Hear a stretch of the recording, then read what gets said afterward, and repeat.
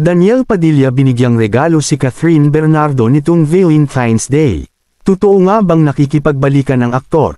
Sabay-sabay natin alamin yan. Tapusin ang video dahil may revelasyong ilalantad si Daniel Padilla. Bago ang lahat, kung lagi kang nanonood sa aming channel, huwag mo nang ipagpalipas pa ang pag-subscribe para matulungan ang aming channel, at sa mga bagong viewers, huwag mo nang ipagdamot ang isang subscribe mo dyan para mas malawak pa ang may hatid naming balita para sa inyo. Daniel Padilla nagpadala ng bulaklak kay Catherine Bernardo. Usap-usapan tuloy ng marami na nakikipag-ayos si Daniel upang makipagbalikan kay Catherine. Nito lamang nakaraang Valentine's Day February 14 nagpadala ng regalo si Daniel kay Catherine, bulaklak at chocolates.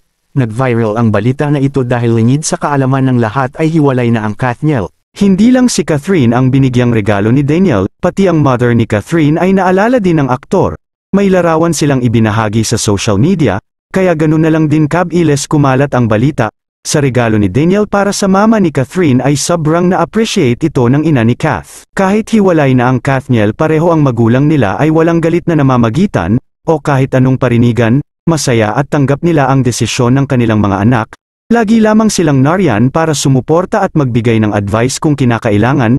Hanggang sa ngayon ay masaya sila sa mga naging desisyon ng kanilang anak. Ayon sa nakalap naming impormasyon, hindi mismo si Daniel ang nag-abot kay Catherine ng regalo. Nag-upo lamang ang aktor ng isa sa mga sikat na delivery company, at ayon pa sa aming source may kasamang notes ang bulaklak na kung saan may mensahe na tanging si Catherine lamang ang nakabasa ng nilalaman nito. May nakapagsabi sa amin na ang regalo ni Daniel para kay Catherine ay nagpapahiwatig ng isang espesyal na kaibigan. Ang revelasyon ni Daniel sa mga Katniel fans ay gusto raw ni Daniel na kahit wala na sila ni Catherine ay mahal niya pa rin ito, at sana patuloy pa rin na maging magkaibigan sila, at sana daw ay respeto ng lahat kung ano na lang sila ngayon ni Catherine, dahil sila man din mismo ay hindi pa lubusang nakakapag-adjust, pero hindi niya raw pipigilan ang mga fans nila na patuloy pa rin sumusuporta sa kanilang dalawa bilang love team. Ang regalo ni Daniel ay tinanggap naman ng maluwag sa puso ni Catherine. Komento ng isa sa mga fans ng Katniel, every Valentine's daw ay inaabangan nila ang Katniel. Nakakalungkot lang daw isipin na hindi na in real life ang sweetness na mapapanood nila sa mga lalabas na bagong role ng Katniel. Sa ngayon ay wala pang malinaw na kasagutan kung meron na ngang ibang karelasyon ang isa sa Katniel. Kaya maraming fans ang umaasa na mababalik pa ng Katniel kung ano ang meron sa kanila dati.